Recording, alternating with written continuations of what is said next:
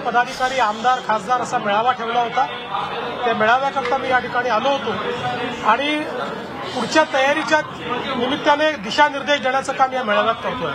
मोठ्या महानगरपालिका आहे, तुम्ही संकेत दिले की आम्ही एकत्र लढणार, महायुती म्हणून तिन्ही पक्ष एकत्र लढणार. आमचा प्रयत्न आहे की महायुती म्हणून लढायचं. जिथे शक्य तिथे आम्ही सोबत लढू, जिथे शक्य होणार नाही तिथे मैत्रीपूर्ण लढत करू. आपण याबाबत जेव्हा बोलले तेव्हा सिंधुदुर्गच्या जिल्हाध्यक्षांनी आपल्याला एक पत्र लिहिलं आहे की मित्र पक्षांकडून आम्हाला वेगवेगळ्या ऑफर येत आहेत. एकीकडे आपण मैत्रीपूर्ण लढतीये आणि विरोधकांना मैत्रीपूर्ण लढती हा नियम नाहीये. महायुती हा नियम आहे. मैत्रीपूर्ण लढत हा अपवाद आहे. काही ठिकाणी तो होईल, काही ठिकाणी नाही होणार. पण शिवसेना जबरदस्तीने म्हणजे प्रलोभन देऊन भाजपचे कार्यकर्ते आपल्याकडे आणण्याचा प्रयत्न करतात आणि जिल्हाध्यक्षांनी तसं एक पत्र देखील तुम्हाला दिलं. काही ठिकाणी अशा घटना घडलेल्या आहेत, त्या लक्षात आलेल्या आहेत. त्या मी शिवसेनेचे जे प्रमुख आहेत एकनाथराव शिंदेजी यांच्या नजरेस आणून मुंबईमध्ये दोन्ही ठाकरे बंधू एकत्रित येणार आहे, काही स्ट्रॅटेजी विशेष राहणार आहे मुंबईसाठी. बघा, पहिली गोष्ट तर मी तुम्हाला सांगतो, कोण कोणासोबत युती करताय हे गौण आहे. मुंबईच्या जनतेने महायुतीचा महापौर करायचा हे मनात ठरवलेलं आहे. त्यामुळे आम्हाला कोणासोबत लढायचं हे आता पुढच्या काळात स्पष्ट होईल.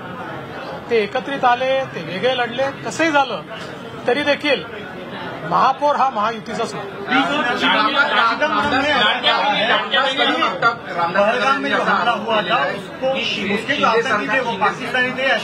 मंत्री आहेत त्यांच्या विरुद्ध कुठेतरी कटकारस्थान सुरू आहे.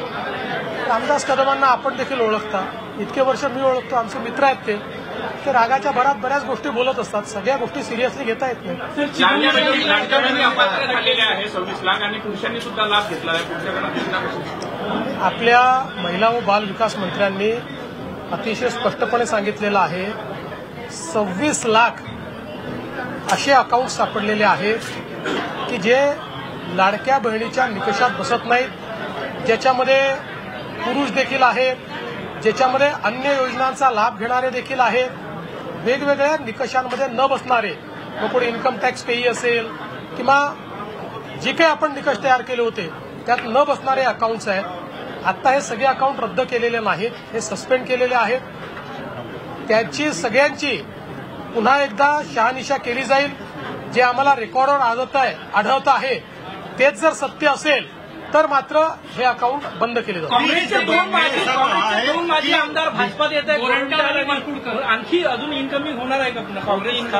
बघा, या संदर्भात आमचे अध्यक्ष रवींद्र चव्हाण हेच आपल्याला जास्त सांगू शकतील. कारण भारतीय जनता पक्षामध्ये कोणी जर प्रवेश करायचा असेल तर ते त्यांच्या लेवलवर ठरतं. अर्थात नंतर मला ते सांगतात कि बाबा यांचा प्रवेश आपण करतोय. चिदम्बरम जी का एक बयान है जिसमें वो कह रहे हैं पहलगाम के जो आतंकी थे वो पाकिस्तान से है, इसका कोई संबंध नहीं. याच्यात मला काही नवल वाटत नहीं. मुझे इसमें कोई आश्चर्य नहीं लगता. ये लोग वही लोग हैं जो इससे पहले एयर स्ट्राइक पर, सर्जिकल स्ट्राइक पर क्वेश्चन मार्क लगाते थे और इस प्रकार की इनकी प्रवृत्ति के कारण जनता ने इनके सामने क्वेश्चन मार्क लगा दिया है, इनके सामने प्रश्नांकित ये हो गए. इसलिए ये मानसिकता ही ऐसी है. इस मानसिकता का कुछ नहीं किया जा सकता. विभागाचे आमदार आज राज्यपालांना भेटायला गेलेले आहेत. योगेश कदम असतील किंवा शिवसेनेच्या इतर मंत्र्यांची तक्रार ते राज्यपालांकडे करतात. असं आहे की एक नरेटिव्ह तयार करण्याचा प्रयत्न चाललेला आहे. ठीक आहे, काही प्रकरणांमध्ये निश्चितपणे मला असं वाटतं की काही चुका त्याच्यामध्ये आहेत किंवा काही इनसेन्सिटिव्ह बोलणं झालेलं आहे. पण त्याचा सगळ्या गोष्टीचा एक नेरेटिव्ह तयार करून विरोधात नरेटिव्ह तयार करायला त्यांनी किती प्रयत्न केला तरी देखील लोक त्यांच्याकडे बघतात ना. तक्रार करणारे कोण आहेत, त्यांचं वागणं कसं आहे हे देखील लोक बघतात. मिशन सिंदूर को लेकर विपक्ष ने चर्चा मांगी थी, 16 घंटे का टाइम दिया गया था, पर बार बार वहां पे हंगामा करके एडजेंट कर रहा है संसद को.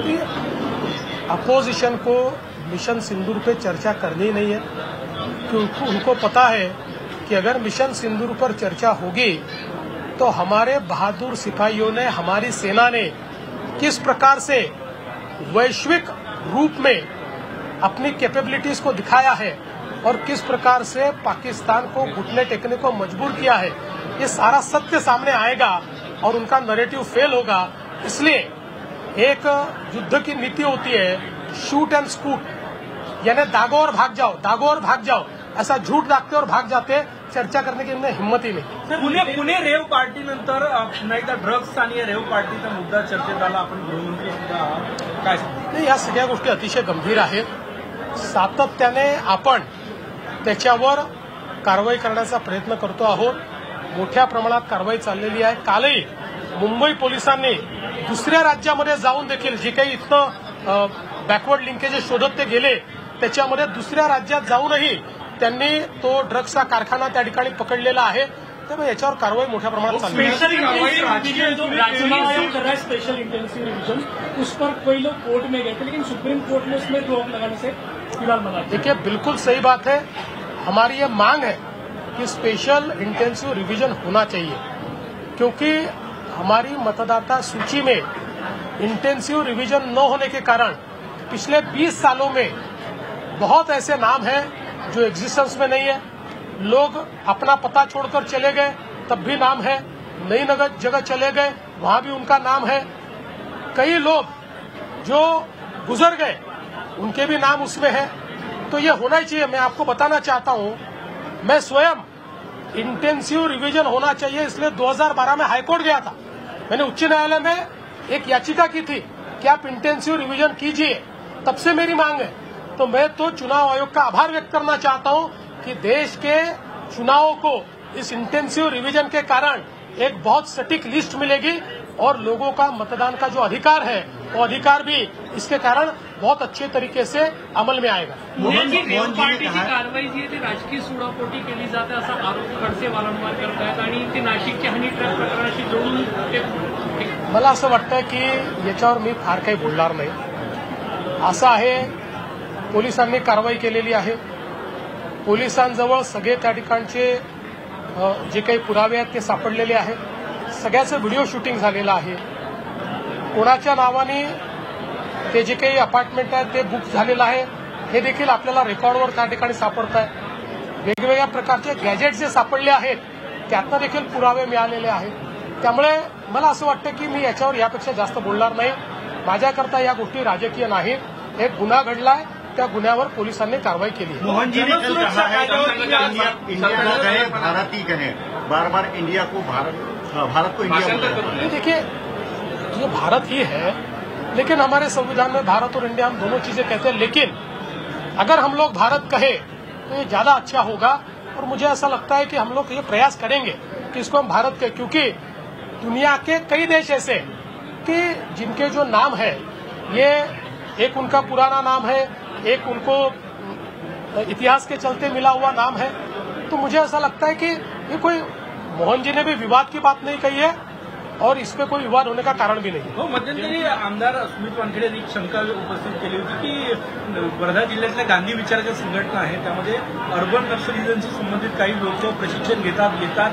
गंभीर बाब आहे, काय सांगा? असं आहे की असं सरसकट मी म्हणणार नाही, पण मागच्या काळामध्ये इथे जे काही कार्यक्रम झालेले आहेत त्या कार्यक्रमांमध्ये काही अशा संघटनांचे कार्यक्रम झालेले आहेत की ज्या पोलीसच्या रेकॉर्डवर अशा प्रकारच्या अर्बन माओवादी कारवाया करण्यामध्ये त्यांचा इतिहास हा रेकॉर्डवर आलेला आहे. त्यामुळे मला असं वाटतं की हे ठीक आहे की आता सेवाग्राम, गांधी आश्रम सगळ्यांकरता खुला आहे, तो राहिलाही पाहिजे, त्याच्यावर कुठले रिस्ट्रिक्शन टाकण्याची आवश्यकता नाही. पण कोणी त्याच्या स्वातंत्र्याचा उपयोग हा अशा प्रकारच्या चुकीच्या कारवाया करण्याकरता या ठिकाणी करणार असेल तर ते मला असं वाटतं की योग्य नाहीये आणि म्हणून त्यांनी त्याच्याकडे लक्ष दिलं पाहिजे. काँग्रेस प्रदेशाध्यक्ष हर्षवर्धन सपकाळ म्हणाले की मी अर्बन गांधीवादी आहे. या सगळ्या घडामोडी अभिनंदन आहे त्यांना. या ठिकाणी हे सत्यशोधन झालेलं आहे की ते अर्बन गांधीवादी आहेत, त्याबद्दल त्यांचं अभिनंदन करतो. आम्ही तर अर्बन गांधीवादी आहोत, आम्ही रुरल गांधीवादी आहोत, आम्ही सगळ्या प्रकारे गांधीवादी आहोत. आम्हाला गांधीवाद मान्य आहे. या बैठकीकडे पाठ फिरवलेली असं बोललं जातं की ते नाराज आहेत पक्षावर. नाही, कोणी नाराज नाहीये. काही लोकांचे कार्यक्रम होते, त्यांनी या ठिकाणी कळवलं होतं की आमचा दौरा आहे म्हणून आम्ही येऊ शकणार नाही. कोणी नाराज नाहीये. नांदेडचे खासदार आष्टीकर यांना फोन केला केंद्रीय अमित शहानी वाढदिवसानिमित्त ते कॉमन आहे, आपण सगळ्यांना करतो. मी काल जाहीरपणे उद्धवजींना वाढदिवसाच्या शुभेच्छा दिल्या. यात काय म्हणजे याला काय राजकारणाच्या हिंदी में बताइए, रेव पार्टी पे जिस तरीके से कार्रवाई चल रही है. देखिए, एक पुलिस के पास जानकारी आई, इसलिए पुलिस ने छापेमारी की, जिसमें एक रेव पार्टी मिली. उसमें कुछ वहां पर ड्रग्स भी मिले, कुछ इंक्रिमिनेटिंग ऐसा मटेरियल भी मिला, और जो लोग उस पार्टी में थे उनको पुलिस ने अरेस्ट भी किया है. मैं इसको केवल एक क्राइम के नजरिए से देखना चाहता हूं, किसी राजनीतिक नजरिए से नहीं देखना. चलो.